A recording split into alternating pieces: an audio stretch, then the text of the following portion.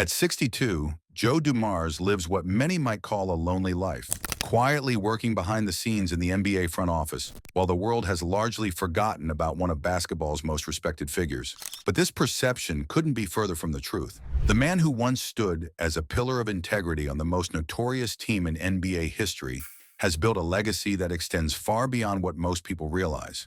Joe Dumars represents one of basketball's greatest paradoxes. He was the quiet, disciplined professional on the Detroit Pistons' infamous Bad Boys team of the late 1980s and early 1990s, while his teammates earned reputations for physical play and confrontational tactics. Dumars became known for something entirely different: pure class and unwavering sportsmanship. His presence wasn't just a contradiction, but a crucial element that made the Bad Boys successful. A team composed entirely of aggressive personalities would have been impossible to manage and would have completely alienated the league. Conversely, a team of all Dumars-like players might have lacked the necessary competitive edge to win championships. Born in Shreveport, Louisiana on May 24, 1963, Dumars came from humble beginnings that shaped his character. His journey to professional basketball started at McNeese State University, a smaller college where he quickly made his mark. By the time he finished his collegiate career, he had become the school's all-time leading scorer with 2,607 points, averaging 22.5 points per game over 4 years. His senior season was particularly spectacular, with 25.8 points per game that ranked 6th nationally and earned him Southland Conference Player of the Year honors. The university honored his excellence by retiring his number 4 jersey, a powerful early indicator of his lasting impact on every program he touched. The Detroit Pistons selected Dumars with the 18th overall pick in the 1985 NBA draft, and he made an immediate impact. By midway through his rookie season, he had taken over as the starting shooting guard and earned a spot on the 1986 NBA All-Rookie First Team.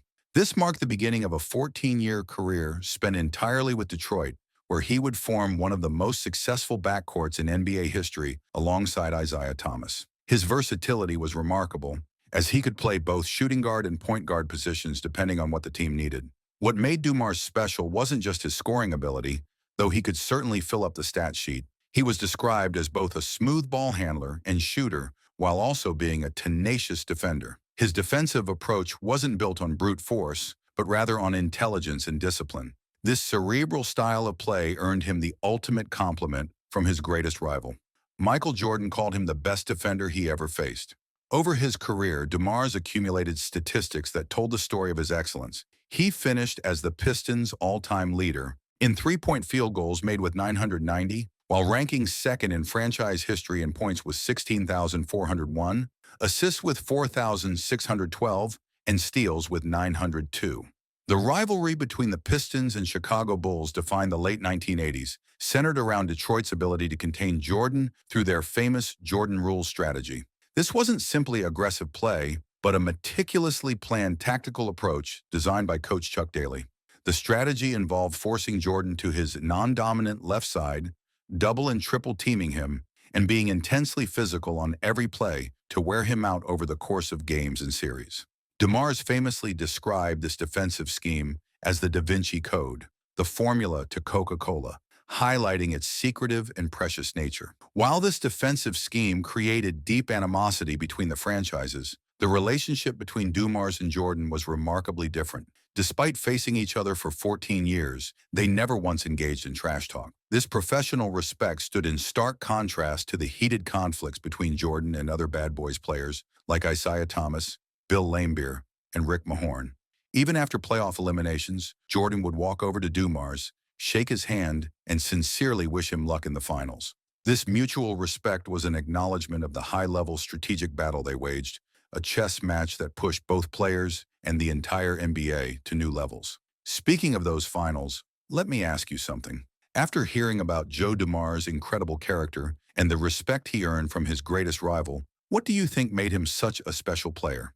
Drop a comment below with your thoughts, and don't forget to subscribe for more stories about basketball's most fascinating figures. The most defining moment of Dumars' character came during Game 3 of the 1990 NBA Finals against Portland. Heading into that game, he knew his father, Joe Dumars Jr., had been in intensive care for weeks, and that death was imminent. In an extraordinary display of professional dedication, Dumars and his wife Debbie made a prearranged decision. If his father passed away, he wouldn't be told until after the game concluded. That day, his father died before the game began. Unaware of this devastating news, Dumars delivered his best performance of the postseason, scoring 33 points in a crucial victory. After the game, teammate Isaiah Thomas spoke about an unforgettable moment during the contest. An impossible off-balance rainbow shot that went in as the shot clock expired. Thomas, who had been told about Joe Jr.'s death by Dumars' family before the game, later said to himself, "Your father put that one in, Joe." This moment of professional focus amid immense personal tragedy perfectly illustrates Dumars' character and leadership philosophy. The act of postponing grief for his team demonstrated an almost superhuman level of discipline and sacrifice. This wasn't an emotional impulse, but a planned, stoic decision highlighting his commitment to his teammates above all else. This personal tragedy provided a profound foundation for his later philosophy as an executive, where resilience and unwavering high standards became his guiding principles. Dumars' playing career was filled with accolades that established him as a Hall of Fame talent. He was central to Detroit's back-to-back NBA championships in 1989 and 1990, earning the 1989 Finals MVP award after averaging 27.3 points in the four-game sweep of the Lakers. He was selected to 6 NBA All-Star games between 1990 and 1997 and made 3 All-NBA teams, including a second-team selection in 1993 when he averaged a career-best 23.5 points per game. His defensive excellence earned him 4 All-Defensive Team selections, including 3 first-team honors, cementing his reputation as one of the league's premier two-way guards. When his playing career ended in 1999, Dumars seamlessly transitioned to the front office as president of basketball operations for the Pistons in 1999-2000. In this role, he would achieve something truly rare, winning a championship with the same franchise as both player and executive. His 2004 championship team earned him the NBA Executive of the Year award in 2003, recognizing his brilliant vision in constructing a winner from scratch. Dumars' executive philosophy was rooted in lessons learned as a player. Recognizing that Detroit wasn't a free agent destination, he chose to build through culture and team-first identity rather than chasing superstars. He emphasized evaluating the person as much as the player, creating a going-to-work mentality that resonated with Detroit's blue-collar fan base.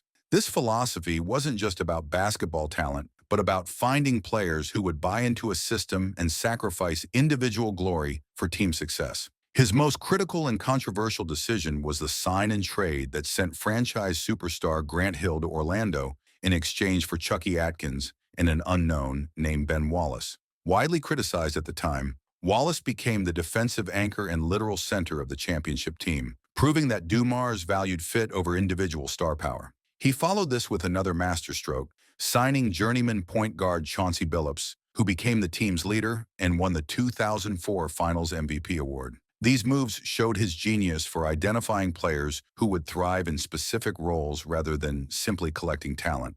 However, Dumars' later executive tenure was marred by poor draft choices that prevented successful rebuilding. His brilliance lay in assembling blue-collar teams, prioritizing culture over superstar talent. But this philosophy became outdated as the league shifted toward versatile perimeter players.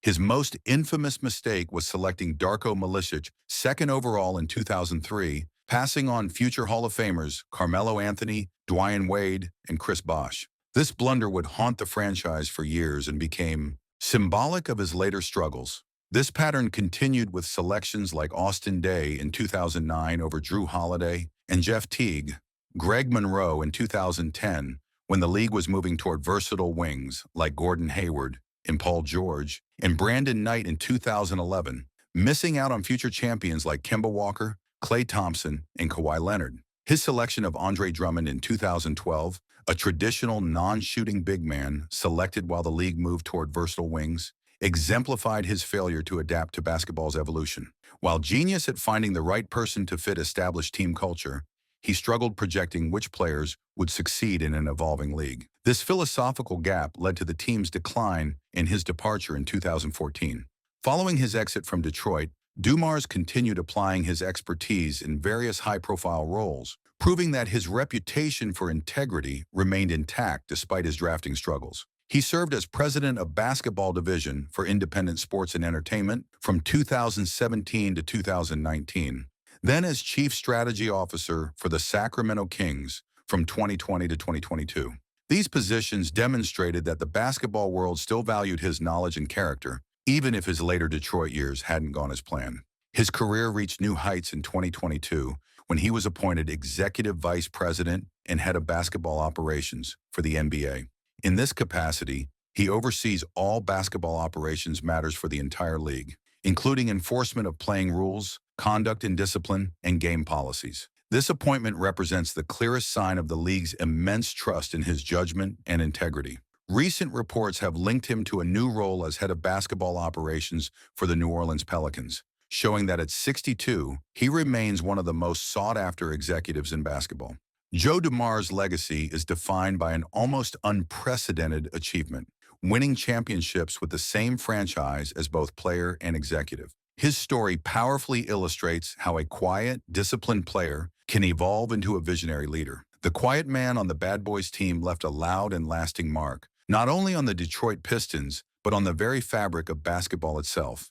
Far from living a lonely life, he stands as one of basketball's most respected figures, forever revered as a dual champion whose character became the blueprint for his executive vision.